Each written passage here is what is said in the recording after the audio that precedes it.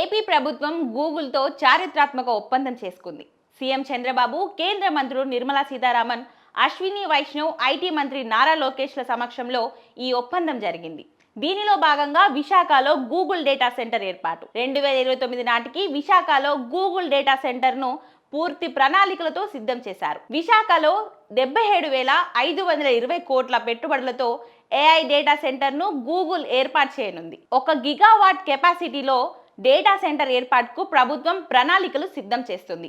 ఈ data centre వైద్య, ఆరోగ్య, విద్య, వ్యవసాయం, పరిశ్రమల తదితర రంగాలలో సేవలు అందించనుంది. విశాఖ నుంచి సింగపూర్, మలేషియా, ఆస్ట్రేలియా దేశాలతో సబ్-బీ కేబుల్ ద్వారా గూగుల్ ఏఐ డేటా సెంటర్ అనుసంధానం కానుంది. ఈ కార్యక్రమంలో గూగుల్ క్లౌడ్ సీఈఓ థామస్ క్యూరియన్ మాట్లాడుతూ గ్లోబల్ కనెక్టివిటీ హబ్గా విశాఖ ఉండబోతుందని తెలిపారు.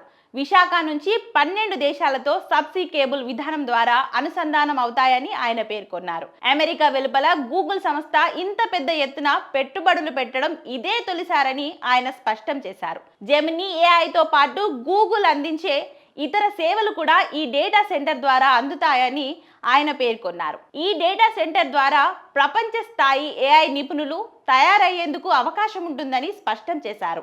వచ్చే 5 ఏళ్లలో $15 బిలియన్ మేర పెట్టుబడులు పెట్టేందుకు అవకాశం ఉందని క్యూరియన్ చెప్పారు.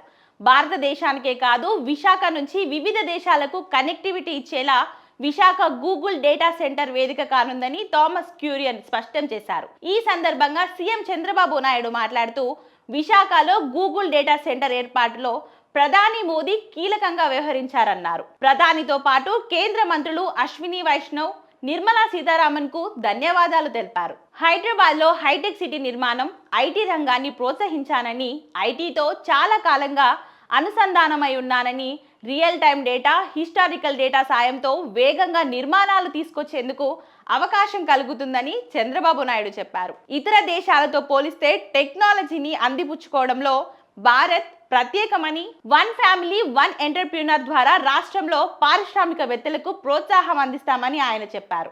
ప్రతి కుటుంబానికి ఏఐని దగ్గర చేసేలా ప్రయత్నిస్తామని చంద్రబాబు నాయుడు అన్నారు.